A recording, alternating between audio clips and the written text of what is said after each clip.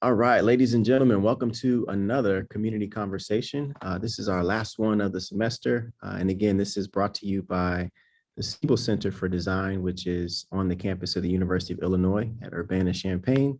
You see on the slide here that this is week 16 of a course that we've been doing called Introduction to Social Design. And the idea of it is to take social impact work and the work of human-centered design or design thinking and to put them together and to provide examples for our students in our community of organizations and businesses and just different stories that are doing work right at the intersection of those two ideas. So I'll be the moderator for today, and we'll get these things started. But just a big shout out and thank you for everybody who's been rocking with us for the last 15 weeks or so. Just a couple of faces and screenshots of folks from previous weeks, but we've made it to the end of the semester, and this has been a joy to be able to talk through some of these things, to shine light, to laugh, to just to be a community together from week to week. So the game plan for today, we've got just a quick overview, some special guest introductions, and then the meat of it down there on the third bullet is going to be our fireside chat with some special guests, Jewell and Vance, who are on the line with us today.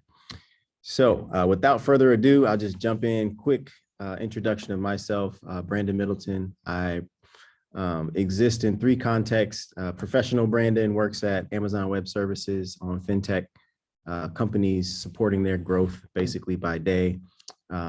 Family Brandon in the middle, never a dull moment.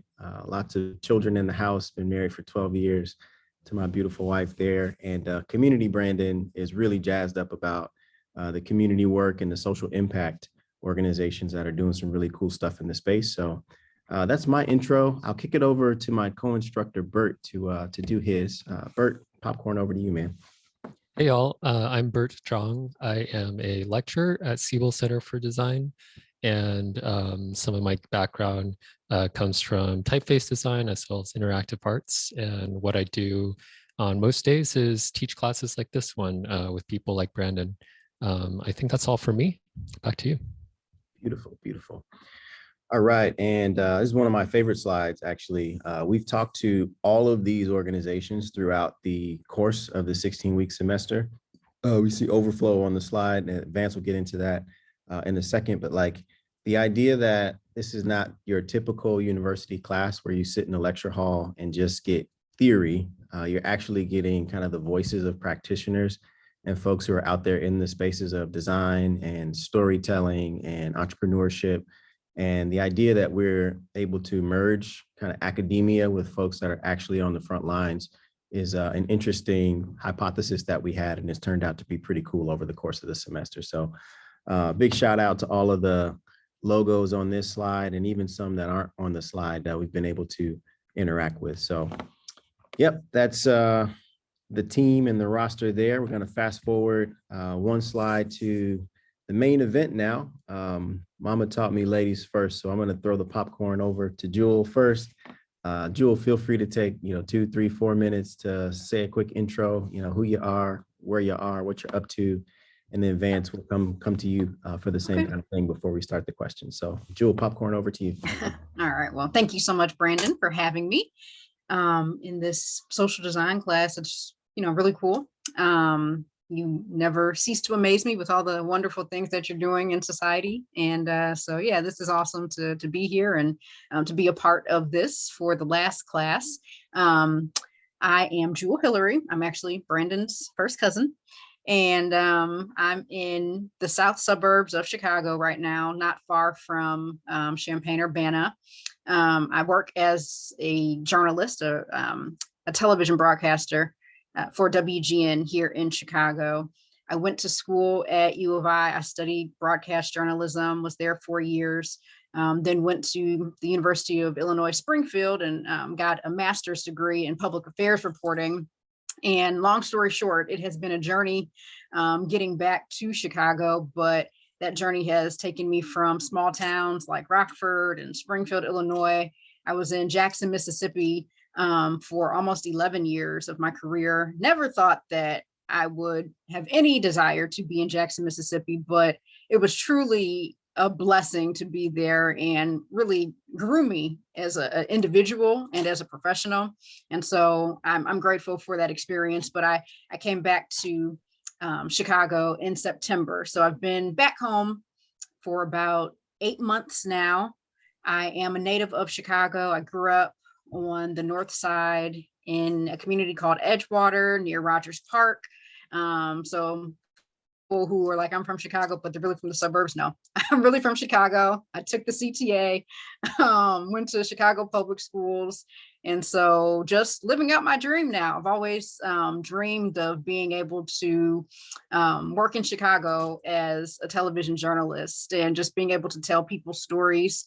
And, you know, the media in a lot of respects gets a lot of negative attention, but my heart and my goal is to do my best to share those positive stories when I can and to really make a difference through the work that I do as a journalist, because we really can make a difference, whether it's good or bad. And so I try to stay on the side of making a positive impact. Yeah, so that's a little bit about myself. Amazing, amazing. Thank you, Jewell. And again, we appreciate you spending some time with us to hang out. Vance, man, same question over to you, like who you are, where you are, and what you're up to these days. Thanks, Brandon. Great to hear your story, Jewell. So I'm in San Jose, California. Vance, Roush, have my wife, Kim, of 10 years and 4 kids now in our household.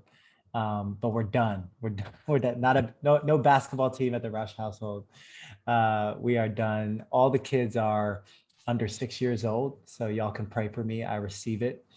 And we're having a good time. So I'm from originally, though, a suburb of Seattle called Kent, first generation immigrant family, Filipino, and then went to the University of Washington for college, studied business and marketing. That's where I actually met my now wife, Kim. We got married right after graduating and then moved to the Bay Area because I got a job at Google, where I started my career, and my wife, Kim, got a job teaching in San Jose through a program called Teach for America. And so I started my career in technology. Simultaneous to that, in 2012, my wife and I start a church called Vive alongside our pastors, Adam and Kara Smallcombe. They're Australian. And if you actually read the Bible in an Aussie accent, it's just better. That's what we found. And so we've been doing technology and, you know, from Google to doing other tech startups. You know, we've simultaneously built the local community and the church, which has been awesome. That's actually how I know Brandon through that community. You know, fast forward to 2019, after Google and after a couple tech startups I had the privilege to be a part of in the growth phase. I ended up starting a company called The Overflow, and we can talk more about that later. But essentially, you know, the headline is that we're an online donation platform for stocks and crypto. And so we help universities, community colleges, churches, nonprofits be able to receive donations, not just in the form of people's checking and savings like cash, but donations in the form of stock and cryptocurrency, because we're seeing a lot of wealth being shifted in those spaces now. And we want to give people an opportunity to be able to be generous with it. And so that's a little bit about me. Excellent. Yeah, I've been, you know, really amazed and like the putting of generosity to the forefront as a way to challenge like the status quo of business and to unlock some of the potential, you know, that people in tech and outside the tech, you know, they're granted, you know, their salary and cash, but there's so many other ways that you might be able to, you know, do well and do good at the same time. So yeah, we'll get into some questions about that kind of work, but love the introductions and the story. I'm gonna pop out of slides really quickly and just give you a second of YouTube background, just to ground us and to set some more context for each of these two. But after that, we'll jump into some fun Q&A. And here we go. All right. inclusion have been corporate buzzwords for a couple of years now, but what does it really mean? And are employees of color actually seeing the effects of the promised changes? Reports suggest they aren't. Our first guest, C. Armstead, is the founder of Observations, a leader in the diversity, equity, and inclusion field, and she calls herself a problem solver. C, welcome to People to People. Thank you so much for being here with us. It's a pleasure to have you. My pleasure, Jewel. It is an honor to be here and to have this conversation. It's a very important conversation. Yes, absolutely. So let's get straight into it. In terms of Observations, I love the name, by the way. Thank you. Tell us a little bit about the firm that you recently launched and just the impact that you hope it'll have on the community. Certainly. Well, first, the name. Observations. So anyone who has known me for longer than 10 minutes, they know that I like owls. I like what they represent. And relative to this conversation, they represent wisdom. And so my firm is based on wise observations. And having worked in the diversity, equity, and inclusion space, or DEI as we refer to it, it's essential that those of us who work in this space, who live in this space, that we are wise in both our observations and our thoughts and our actions, and that we are observant. So besides the fact that I love owls, that's the basis of the name, Observations. All right. All right, so just Jewel out there in the wild, and then going to Vance's company, Overflow, wanted to point people to overflow.co after this is over. But then in terms of storytelling, I really impressed by the way that you all put together just a story on the website. So just a quick 30-second overview.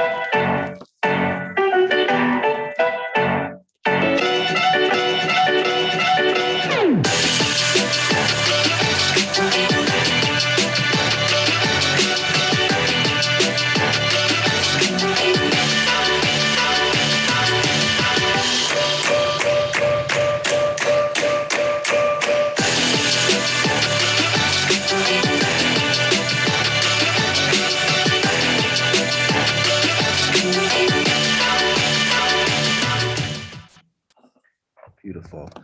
So like we've talked about the power actually of story and a number of things related to kind of narrating and explaining to disparate groups of people, like the journey of your product or your service, or in this class, we've even talked about a lot of the social pressure and some of the issues that we need to tackle as a generation, like poverty and climate change and education and things like that. So the power of story, the power of highlighting the good, the power of using technology in order to bring some of that to the forefront. I think elements of that people are able to pull out, Jewel, from the work that you do, and then Vance also from the work that you do. So let's kick off a little bit of Q&A. Jewel, I'll come to you first with the question of just like the origin story. Like, tell us what it was like, you know, little girl, 7, 8, 9, 10 years old. You mentioned dreaming of doing what you're doing right now. Was it a pretty like straight line in order to get there, or take us a little bit through what it was like in the formative years in order to position yourself to get to where you're at right now? All right, we'll do that. Before I do, I just want to say, Vance, I think what you're doing is great. That was really impressive, and I'm looking forward to hearing more from you as we continue this conversation. But taking things back. So my parents, both of them, were journalists, but they worked for a newspaper. And so I just always feel like the writing bug, was just in me naturally. And when I was maybe in 5th grade or so, I used to have to wake up, really early in the morning to go head out on the bus. And before I would go to school, I would turn the news on, because that's what all young people do, right? 10 years old, 11 years, got to see what the weather's going to be, or, what's going on in the world. And, I saw the anchors and I saw the reporters, and I was like, at that point, it was more of a vanity thing. I'm like, ooh, she's pretty. Ooh, I want to be like her, and long story short, evolving through high school and then to college, that dream of mine always stuck with me. And when I actually started to get into what journalism was really about, I was like, okay, this is actually really hard work. At the U of I, I'm not sure how many of you might be communications majors, but Greg Hall was my stumping ground for 2 years or so when I was in the College of Communications. And it was really a challenge. From having to, at that point, we had to shoot our own stuff. You have to edit it all. And it's just a lot. It looks on TV when you're seeing it, you're like, oh, that's glamorous. Oh, that's nice. But there's so much that goes on in the background. And so I think before I entered into the College of Communications as a broadcast journalism major, I changed my mind. I'm like, I'm not going to do this. I think there was a lecture in one of my early classes and the professor was like, yeah, as a journalist, starting out on TV, you're going to make like $15,000. You're going to eat ramen noodles. You're going to eat tuna. I'm like, no, this is not, this just doesn't sound like what I am up for. And so I pulled myself out of the college or the journalism program. But then something innately in me, and I say it's the Holy Spirit, as a Christian woman, the Holy Spirit was like, no, this is what you're supposed to be doing. And so within 2 weeks or so, I changed it back and there was like one seat left for one of the classes. And so I was like, okay, all right, I guess, it's meant to be. And so graduated from U of I, went to Springfield for grad school. That I had an internship there, really, really tough. Again, it's a hard field to be in. And so I would go home at night and be like, I would just want to stare at the wall because I'm like, I've worked a 12-hour day. I've had to pick this camera up, interview all these people. You have to edit, put everything together. It was just really overwhelming for me. And so at the end of that internship and that master's program, I actually got a job with the state. And again, like I've had this love-hate relationship, I call it, with journalism. And I was just like, nope. I'll work for the state, make some good money out of college. But then again, that something in me was like, no, you can't just work at a desk all day and sit here. And, it's just in this stuffy building. I felt like I was meant to do more and that I had a purpose outside of, an office job. And no offense to office jobs. I just knew that it was not what I was created to do. And so about a year after that, I had an opportunity to move to Rockford, Illinois for my first television reporting job. And that's really where things got rolling professionally. I was there for about 2 years. Again, it was rough there too. Like TV journalism is just, it's not an easy field initially getting started. And so, but thank God I've been able to, with the help of family and friends and just support, keep it going in me. And so from Rockford, Illinois, I went to, like I said, Jackson, Mississippi. I was there for 10 years, almost 11 years. And, got to the point where I'm like, okay, all right, will I ever make it back to Chicago? Will I make it to, the city that I grew up in or a bigger market? And just for some background reference quickly, like in journalism, TV journalism, there's market sizes. So like New York is number 1, biggest market. LA is number 2, Chicago is number 3. I was in market 93, Jackson, Mississippi. And I had always, I don't want to say always, but for some reason, I limited myself thinking that I could make it from market 93 to market 3 without an in-between. And I guess that's just because like when I would apply for jobs, it'd say, oh, you need top 20 experience, or you need this, you need that. And long story short, last summer I came home just to do some networking with people that I had interned with several years, when I was in college at U of I actually.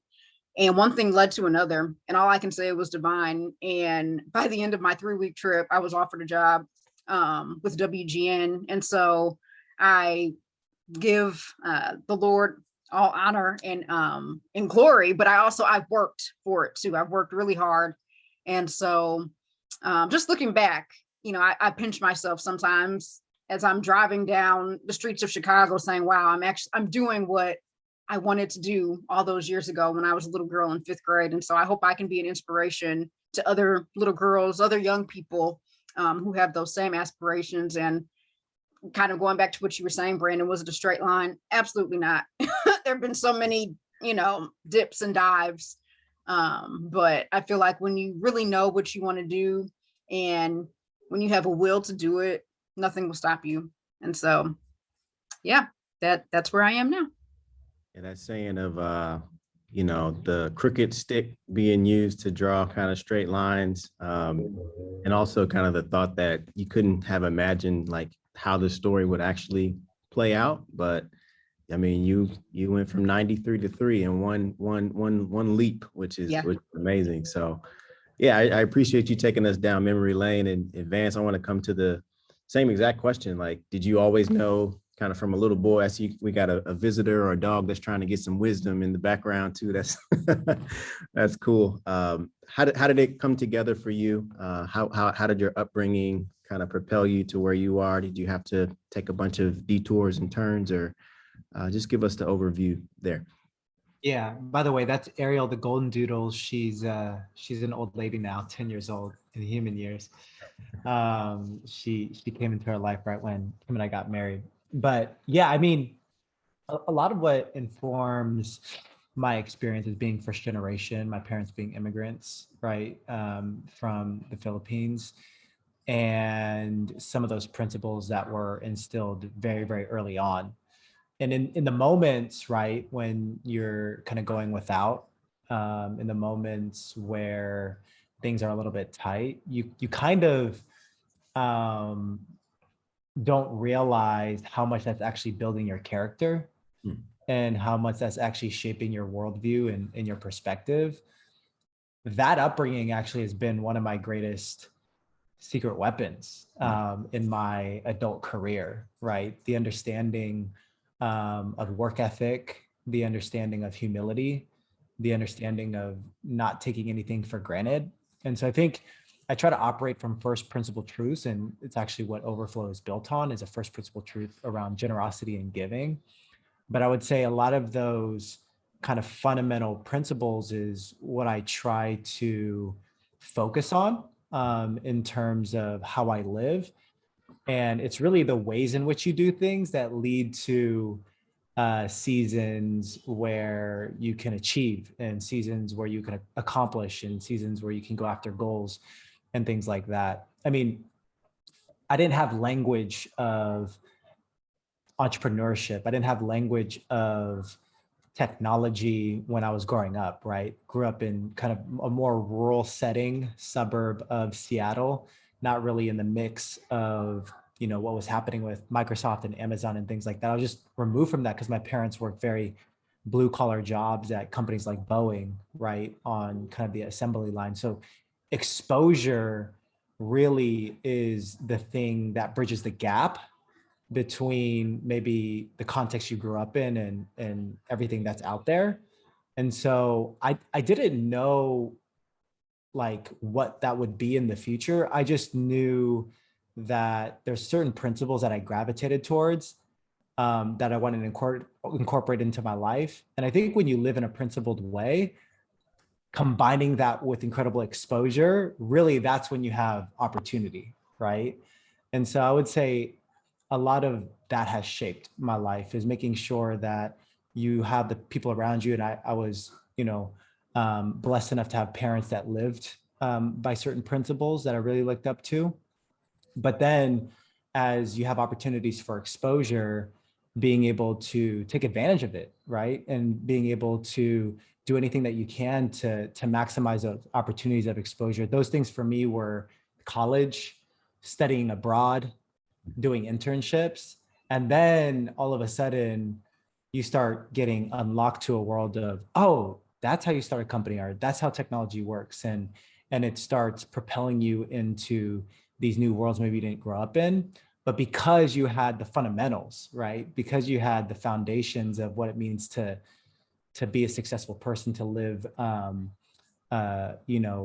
balanced and healthy life, you can now be ready for those opportunities when they do present itself. And so, I don't know if I had necessarily a lot of like turns and zigzags along the way. I think I just didn't even know what I didn't know. right? And I'm very thankful for having the opportunities of exposure so that I can now take advantage of them. Yeah, that's amazing. In the class, right, the students have just on Tuesday kind of presented their final presentations. They did a pitch, basically a 5, 6, 7 minute pitch of a social topic that they were interested in. And we've talked about how all social and non-social ideas need capital and need resources and need partnership in order to get across the line and build momentum. So I'm hoping that they're kind of pulling some of the attributes, the work ethic, the resilience, like the ability to kind of go after it and put in kind of the blood, sweat, and tears necessary, because it wasn't handed to either of you. Hopefully some of that stuff is coming through. Jewell, I'd love to maybe talk about, since this is like an intro to design type of class, have you thought of yourself kind of in the work that you do as a designer, or like how have you kind of put an image, put a package, put a brand or a reputation together for yourself? And how does that work in the field of broadcast journalism? Some stuff that, you know, an engineer or somebody in music composition or another major might not so readily know. So yes, I guess I can say, in a sense, just for my upbringing, and as Vance was talking, it made me think of some things that it's like, oh yeah. But I grew up, when I grew up on the North Side, I grew up in a very diverse neighborhood. It was like a melting pot. It was beautiful. The elementary school and high school that I went to, you know, it was everybody. And I appreciated that so much. I was exposed to that at an early age. And so from a very young age, I have been able to appreciate differences and, you know, embrace them. And so, along with that, when I was at U of I worked as, I don't know if they still have multicultural advocates, but we were called MAs, and it was, you know, like similar to an RA, but the MA's job was to engage residents in discussions about race, social identity, just different aspects of life, to try to help us all recognize that we're human at the end of the day. You know, we all do have differences, but we're human. And so with that in me, naturally, I mean, I'm sure many of you see the headlines in the news, a lot of the racial unrest, social unrest that pops up and just covers headlines. And so all of that to say, in terms of being a designer, I think that as a Black woman, I have experiences, you know, obviously that not mainstream doesn't always have. And so, for instance, if there's a story that I'm going into and I'm asked to present it in a certain way, but I recognize, no, that might come off a little derogatory, or that might be offensive to somebody, I have the liberty in many senses to kind of reshape it and mold. So in that sense, I think that I do have the opportunity to design socially and make a difference. And I wish that, you know, the media in general did that, but that's not how everybody operates. So yeah, those are just some of my thoughts when it comes to that. I had another thought to me, of course, after. It's not my turn anymore, but all good. Yeah. Same question, Vance, in terms of like design, it spans across many functions. So you can actually come to design as an engineer, as a product person, as a business person, you know, as a lawyer, if you really wanted to, and use the design principles to build something cool, and also to interact with multiple kind of different schools of thought across a campus, you know, or across an organization. So how has design like been an important factor on your journey, whether it's right now or even kind of in the past experiences? Yeah, design has been central to everything that we've been doing in the church, in our company. Now we put a real big emphasis on design. I categorize it in two buckets, right? One bucket I see as branding, right? And really why we're intentional about that is because at the end of the day, when somebody interacts with your company, they don't always even remember exactly what you do, but what they do remember is the way you made them feel. And that's what brand does, right? And design actually, if you're intentional with it, can help facilitate what you're trying to communicate through your brand, right? So the colors that you choose, the typography that you choose, the way you lay it out, what you emphasize, all the way to even an example in our church, like when we have things like new guest cards or welcome packets, even the feel and the quality, right? It communicates something about the organization, and hopefully it communicates something out of the heart of the leadership and the message that you're trying to portray, right? So that's brand. Another bucket that I see, and everything's interconnected, but another major bucket I see in design is, for example, in my company, user experience and user interaction design, right? So the functionality of it. Our vision as a company is actually centered around this. We say we're building the infrastructure that makes generosity frictionless across every major asset class. The key word there is frictionless. Okay, what does that mean?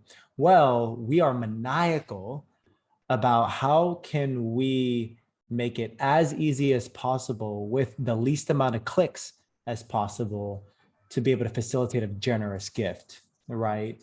Taking into account that we're working with brokerage accounts, taking into account we're working with logins, taking into account that we're working with antiquated systems in the securities market, taking into account all these things, what can we do technology-wise to make it as frictionless and as seamless as possible? And part of that is taking a design-first approach, right? And really analyzing the data. We have so much technology now where you can analyze click interactions and time spent per page and things like that. And so, long story short, we hold design as very central to most of the things that we do.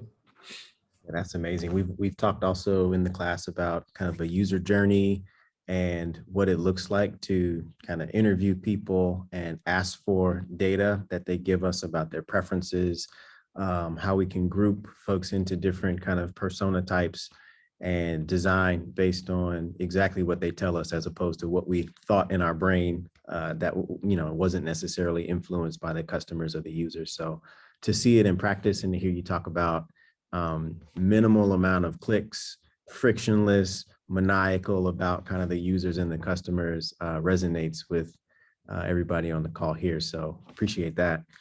Arvin, I want to come to you, man. I saw you raise your hand in the chat there with a question. Feel free to come off mute and ask it to Jewell or Vance.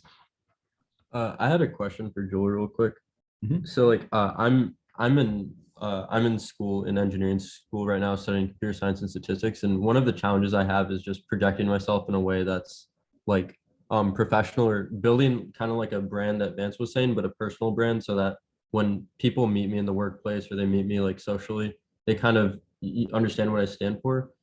So like one of the questions I had for Jewell was just like, in your profession, like I think you briefly touched on like how competitive it can be in broadcasting and journalism, and how do you, like, with your words, stand out against the crowd?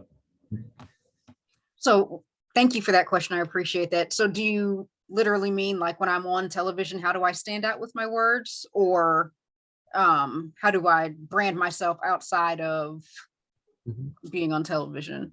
I think maybe like I was looking kind of for like a twofold approach, because obviously like I imagine that you would have to create that brand to even appear on television. But then when you're on television, how do you like make yourself recognized and like appeal to people, but also communicate your truths?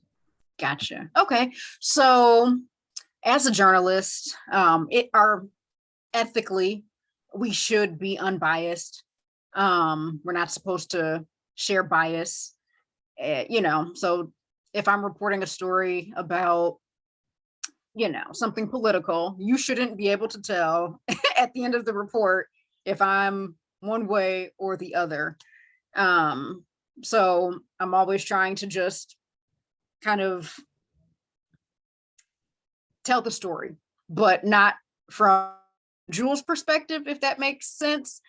However, and this might be going off of your question a little bit, but in order to stand out with my words, I try to talk to people who are going to stand out. And that's not always easy. Sometimes we're on such a deadline that it's just like, okay, will you talk to me? Like, and it turns out to be that person that no one wants to hear from. But I try to include diversity in my pieces as much as possible. And that's something that someone actually brought to my attention, another Black woman. She's like, you know, where's the diversity in this story? And that's not always possible because, again, unfortunately, it's just a quick turnaround. Often I just have to get who I can get. But I have made it more of an intention of mine to say, okay, let me get some women of color, let me get some people of color, if possible, in my stories. So I can hear from them, because what I cannot always say, other people can say it, if that makes sense. I can't say that, you know, so-and-so is a bad guy, but you can, you know, and I can put that in my story. So that's one way, in a sense. In terms of just real, like, basic, when I'm presenting, I just try to bring it back to be yourself, you know. Don't try to, you know, there's people who have that, some people might say I have a TV voice, but I just try to be myself. I you know, try to remain humble. You definitely have a TV voice. When Brandon was playing that clip, I was like, oh my goodness, she is like perfect for TV. Well, thank you. I appreciate that. I think it's just my voice though, but that's just me. But I guess when I'm in even more conversational off television situation, I feel like I relax a little bit. So I try to have that Jewell come out, and just be relatable, have a conversation. And I think people relate to that when you're not like, oh, you know, the rain is falling hard. You know, it's just like, yeah, it's raining out. It's cold. It's windy, you know, just being yourself. And then in terms of like branding off of the news, we're encouraged highly to be active on social media. And apparently people like to see us outside of the job, you know, oh, you have a puppy, or you have kids, or this is my mom, you know. So I think that, going back to your question, for people to, you know, see a different side of you outside of, you know, the engineer you know, if you're on social media and you can show a more lighthearted self, or just the things that make you you outside of being an engineer, because that's just a piece of who you are. There's so much more to what makes you you. So I'm not sure if that answered your question or not. I was kind of round and round, but hopefully it helped a little. It did help. Thank you. Okay. To extend that to Vance as well, like you pulled out something that was really interesting. Social media has made it possible for us as consumers of data to see kind of 360 view of a person, and not just the basketball player, but also them in the locker room and also them in the community. So Vance, I wonder like how you think about that same question, and how you leverage, like some people are not in the social media at all and they're not leaning into it. Some are like, oh, you know, that's an integral part of the strategy that I've got. Like, how do you amplify yourself, kind of build the brand and kind of the visual and design language that you want people to remember you by when you're not in the room? Yeah, I mean, to be honest, I'm still on a journey of figuring out how to best leverage things like social media to continue to extend the voice and extend the message and extend the story of some of the things that we're doing. The team that runs it at our church is phenomenal at it, and I'm learning from that every day. We're at the very early innings of our company in doing that. The stage that I'm in right now, before even maximizing the reach is clarifying the who, right? And really going just a lot deeper into understanding, okay, what are we trying to say, right? And so it starts from a big conviction around the whole foundation of what overflow is built on. It's built on this biblical proverb, Proverbs 11:24. It says, the world of the generous gets larger and larger. It's this verse that has captivated my mind for about 2.5 years now, that every single day, every single week that goes by, I get another layer of revelation around it. And I'm just trying to go so deep into it so that whenever that stage or that platform is set where we can reach a lot of people with this message, it's with layers of truth that will actually help people and move the needle in people's lives, right? And so I've seen it from a spiritual perspective. I've seen it from a scientific perspective. I learned, UC Berkeley did a study where when you give money, not of your time, when you give money, it releases a dopamine, an oxytocin in your brain that is a precursor to safety. When you take from somebody, it releases a chemical called vasopressin that is a precursor to the feeling of fear.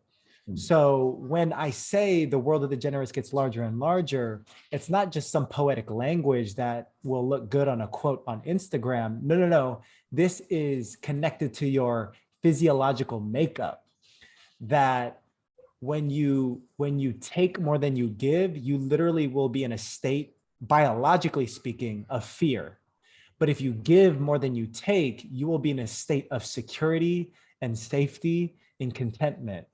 That literally is another way said, the world of the generous gets larger and larger. Your spirit is enlarged. Your mental capacity is enlarged. Your emotions are enlarged. Your empathy is enlarged when you connect yourself to something beyond yourself, right? And so I can talk about Proverbs 11:24 and go 12 layers deep now. Now I'm in the zone of like, okay, cool. Like, now how do I put some window dressing on that that's attractive enough for people to lean in, right? Because at the end of the day, there's a lot of connotations around clickbait and stuff like that. But the reason that exists is because there's so much content now. It's about what are the things that are actually going to break through the noise. Mm-hmm. And, we're not trying to do things that are sensationalist, but we're trying to do things that grab people's attention because it actually will benefit and help their life.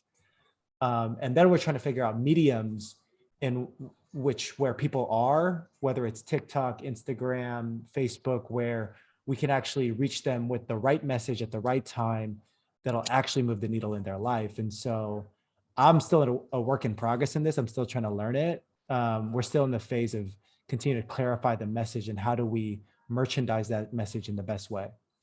Yeah, I love that. And you got like really biological and physiological there. I had no idea at the chemical level that those level. Yeah, that's good. So we're dropping gems all over. Hopefully people are listening and picking them up. I want to come back to you, Jewell, with a question about when you're not doing the hustle and grind and the work of broadcast journalism, kind of what kind of things are you enjoying? How do you kind of find balance, self-care? Like we see a lot of that in the workplace these days, as we've come off of a lot of burnout and a lot of anxiety and tension throughout the last couple of pandemic years. So talk to us a bit about how you counterbalance a bit and some of the maybe hobbies and other stuff outside of the job that you're into. Well, important. Okay. I love a good nap. I need my 8 hours of sleep, ideally. Really, like the older I get, I'm like, okay, yeah. Like you have Vance, you have 4 children, and then Brandon, you have, oh gosh, I don't know when you get your sleep, but I know it's worth it. But yeah, so that's first and foremost, like, you have to get your rest. I have to get my rest or else I will not function well. This is jokingly, but serious. Like a few weeks ago, I I think it was on Easter. I worked until like 7 o'clock and I had to be back at work at 3:30 in the morning. And when I got back to my car, I have a picture, like I was all out the line. Like, I was like, I parked like a drunk, like, and I didn't even know it. So I'm like, okay, yes, I have to make sleep a priority. But outside of that, um, I'm a fitness enthusiast. So running for me, things that don't seem like they're rest actually relax me. Going to the gym relaxes me. I'm a part of a spin class that relaxes me.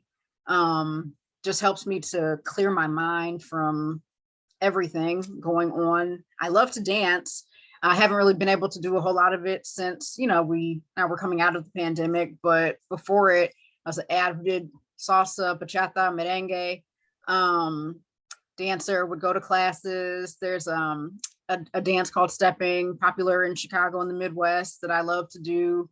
So just things like that where I can use my body, and just take my brain somewhere else, even if I'm not necessarily on the beach somewhere.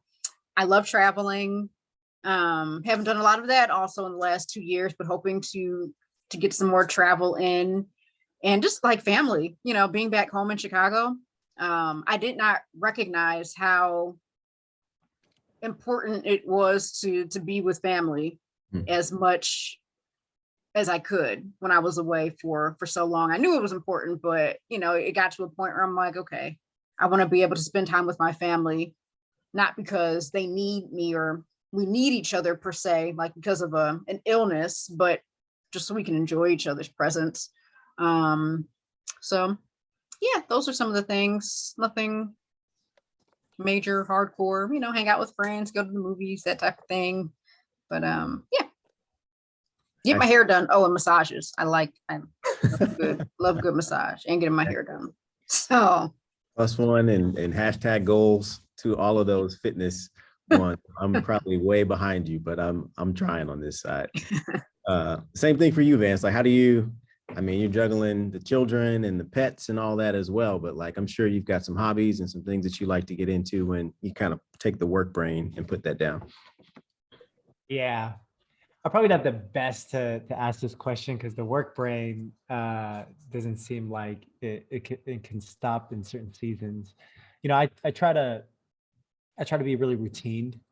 So I try to structure my life with rhythms, and it's been a little bit off rhythm in this season, just because as the world's opening up and conferences are back and work travel is back, that has been, taking us a little bit out of rhythm. But as much as I can, I try to live a rhythmed life. So, and with 4 kids, it's crucial, it's critical, right? To, as much as you can, it's not perfect, but as much as you can, set a bedtime, right, for your kids, and then set a wake up time for your kids. We're actually in the midst of continuing to try to reinforce that. Even just those 2 things alone will increase your capacity significantly, right? If there's predictability in sleep times and wake up times, right? Even if you don't have kids, it's actually one of the most productive things that you can do, to have a nighttime routine and a morning routine. That's huge. And I feel like that sets a lot of the rhythm of the rest of the day. If you start the day opening up your phone with Twitter, Instagram, and the news, that's about how your day is probably going to go, right?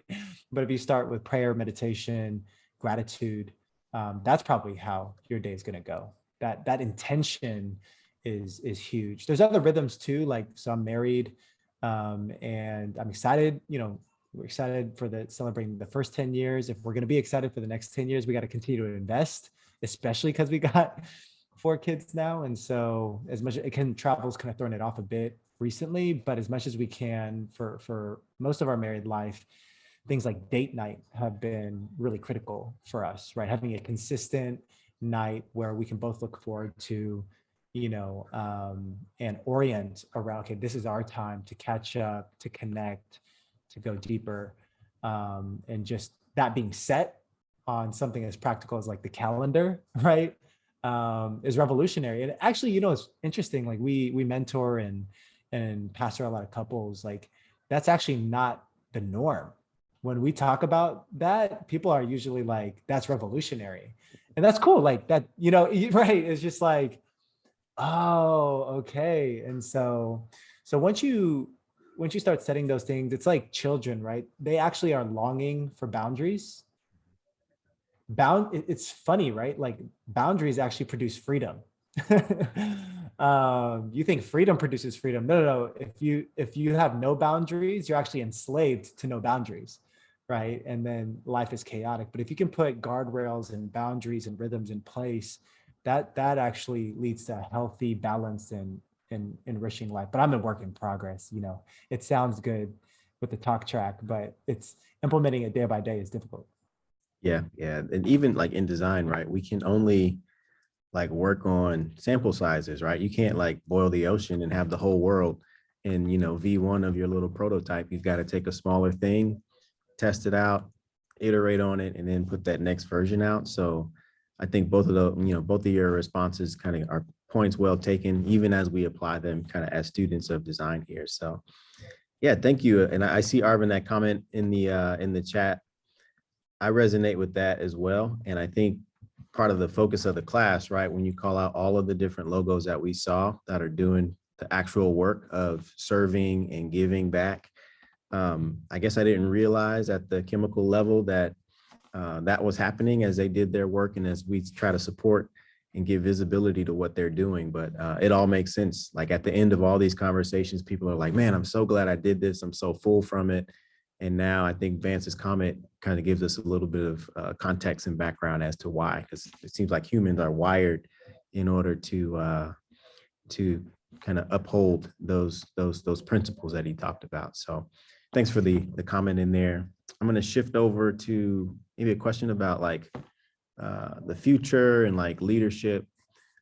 Jewell, if you were to kind of take your field and like remix maybe design and the leaders of media and the leaders of kind of mainstream news, like what's the rosier future or a thing that you would want to see us maybe accomplish over the next 5, 10? You can get like super speculative and go way out into the future if you like, but just some things that you're expecting and hoping for that keep you on the good foot when you wake up. You're like, hey, this is one foot in front of the other, one day at a time toward this vision of the future that I'd like. Yeah. I think because there had been so much volatility in the news related to race and just all the things that were going on within the last 2 years,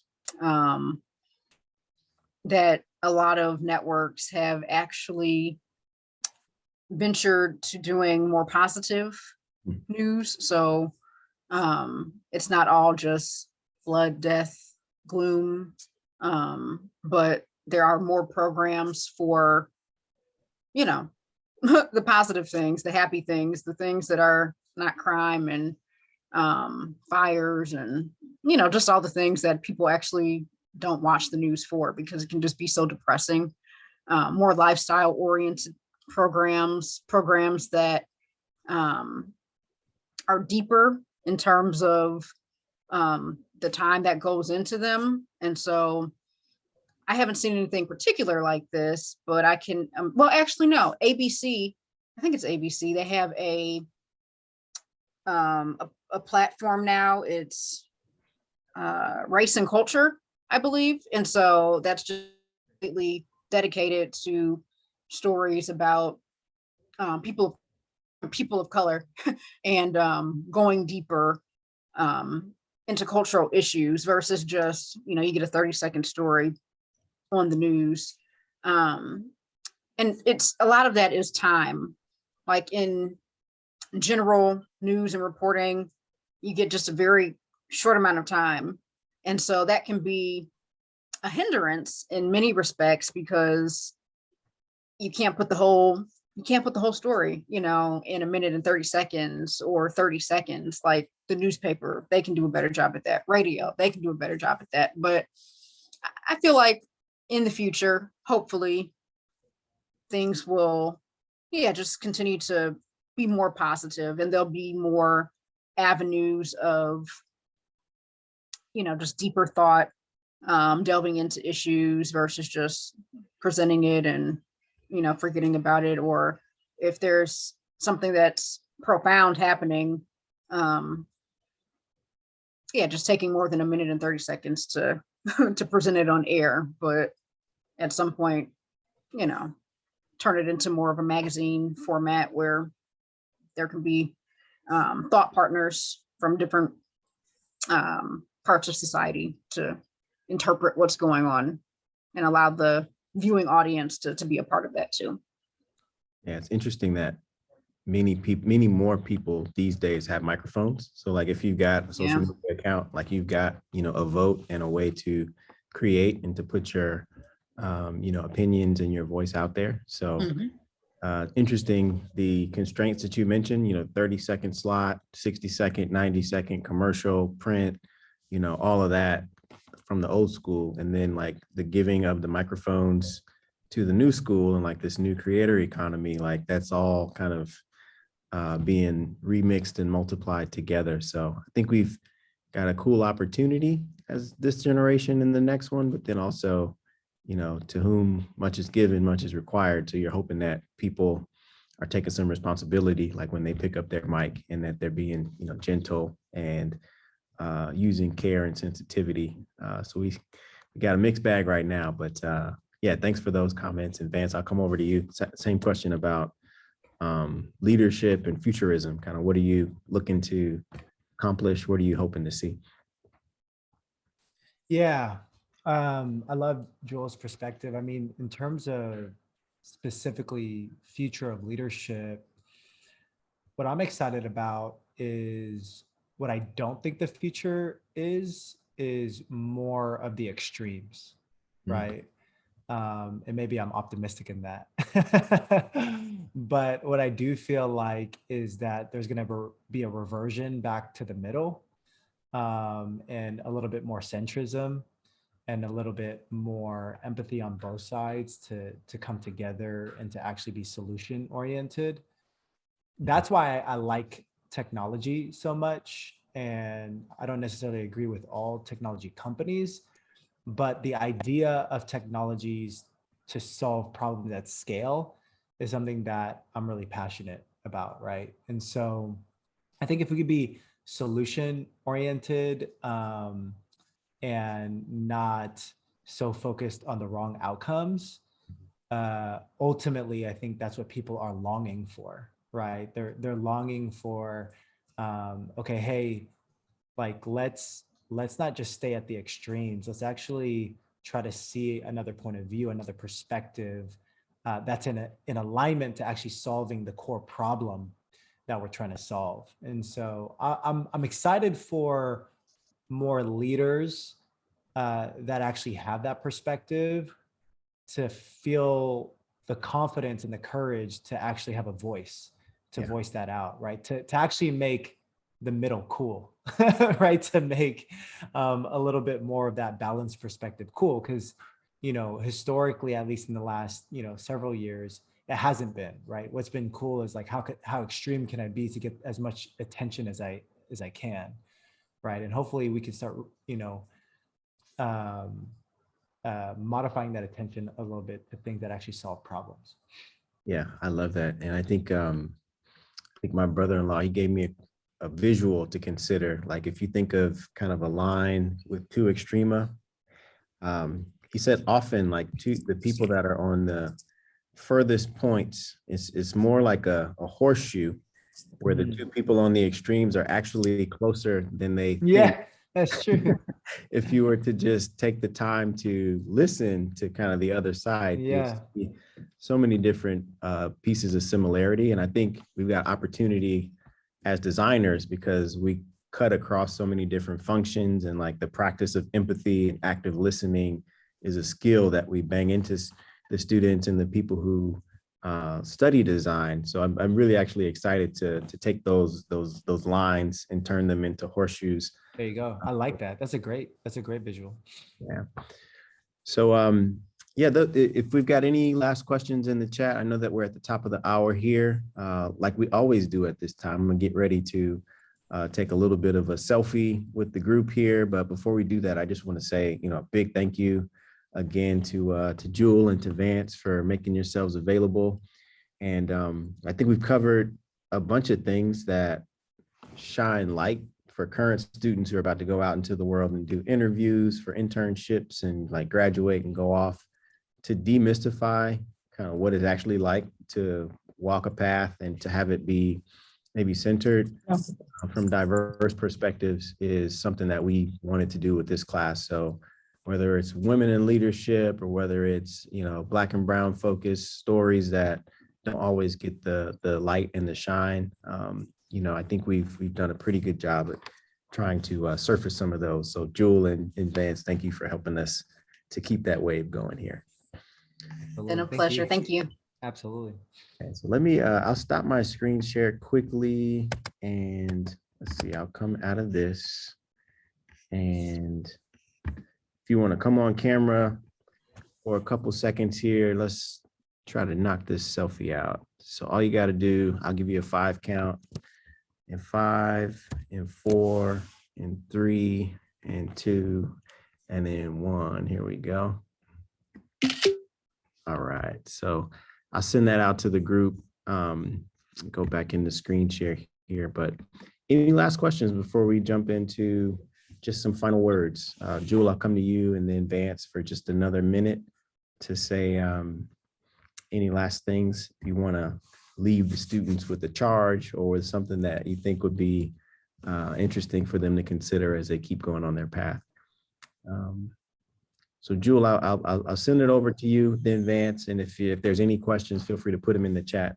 We've got maybe time for one more, but if not, I will end it with the final word little segment here. Okay. Yeah, I would just say be yourself and go after what you are passionate about going after. Don't let anything stop you. The sky is the limit. I know that's really cliche, but it really is. Like, don't let anything hold you back from doing what you feel like you're called to do, particularly when it comes to making a positive difference in the world. We need all of the light that we can in this world. And so the more people who actually want to sow seeds and help with the harvest, it is so necessary. And some of the things that Vance mentioned, like work ethic, generosity, humility, I don't think you might not always see the value in those when you're younger, but it truly is, it makes the difference. It really, really does. And so I would hope that you would try to grasp those principles sooner than later, if you haven't already, but because you're in this class, you probably already have that as a foundation. But yeah, just go out there and take the world by charge. Let nothing hold you back.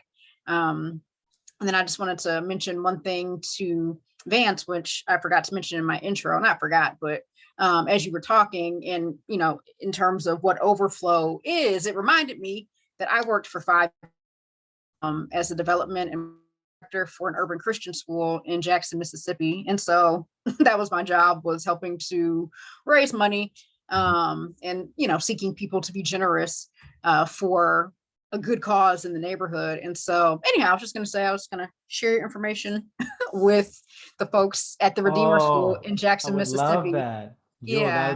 that'd be amazing. So 70% of our business comes through word of mouth and referrals because people trust people, especially in the philanthropic space. So we so appreciate that. Thank you. Yeah, absolutely. Happy to do so. Thank you, Jewell. I'll hand the mic over to you, Vance. And I've got a thing as well that sparked that just came to my brain, but first yours, man. I love it. I love it. I love what Jewell said, really focusing on, hey, there's no limits, especially if you're tackling life with the type of characteristics that you need to carry the capacity that can hold your potential. So I love that. I would say, as an extension to that, as much as you're focused today, especially because you're in a season of transition, probably into your next thing, and you're thinking about, okay, what's that next thing to catapult me to my destination? What you can get locked into is your to-do list, right? Okay, what do I got to do today, this week, this month, this year, right? Especially if you're in a school setting, you're motivated, you're ambitious, you get locked in a to-do list. I would encourage you, and maybe even challenge you, spend more time on your to-be list than your to-do list. Mm. So as much as you're thinking about what do I need to do, think about who do I want to be. Ultimately, you can get a lot of things done. You can achieve a lot of things. You can even make a lot of money, and praise God, that's awesome if you do. I want you to. But at the end of the day, whenever you reach that destination, whenever you accomplish that goal, whenever you reach that career path that you've always been dreaming about, it's much better if you actually are happy with the person you are when you get there. That's actually probably more important at the end of the day. So I would encourage you to do that. Mhm. Yeah, I love that. And the last thing that I would leave people with, I'll go maybe backwards a couple slides to this one. I was thinking that I think we referenced the Bible a couple times. There's a line in there where Jesus was talking about, give a piece of bread to anybody who asks, feel free to give your coat out. But the idea that give to anyone who asks, it could be seen as kind of a delay or something that'll throw you off of your path, your schedule, your routine for the day.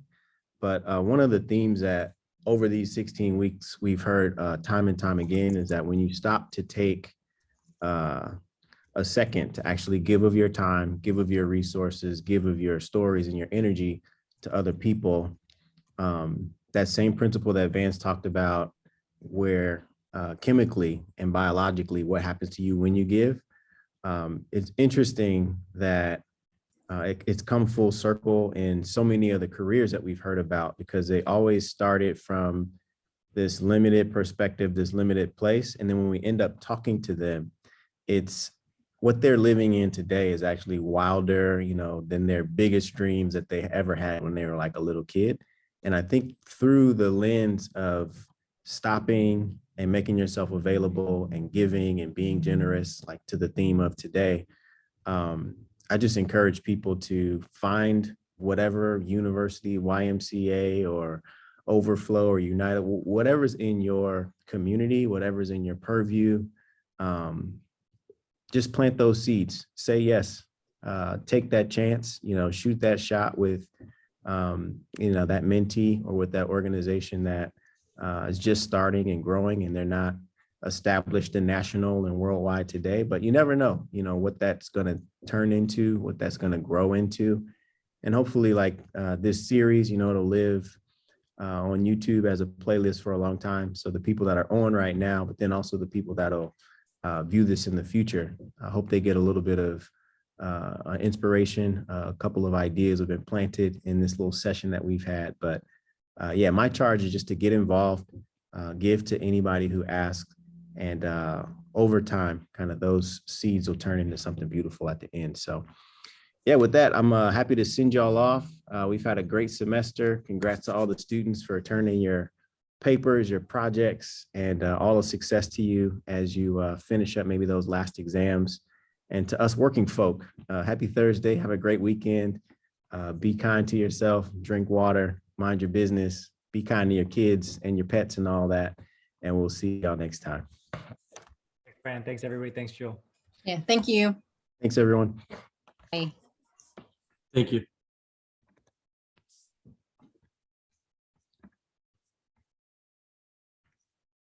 Thank you.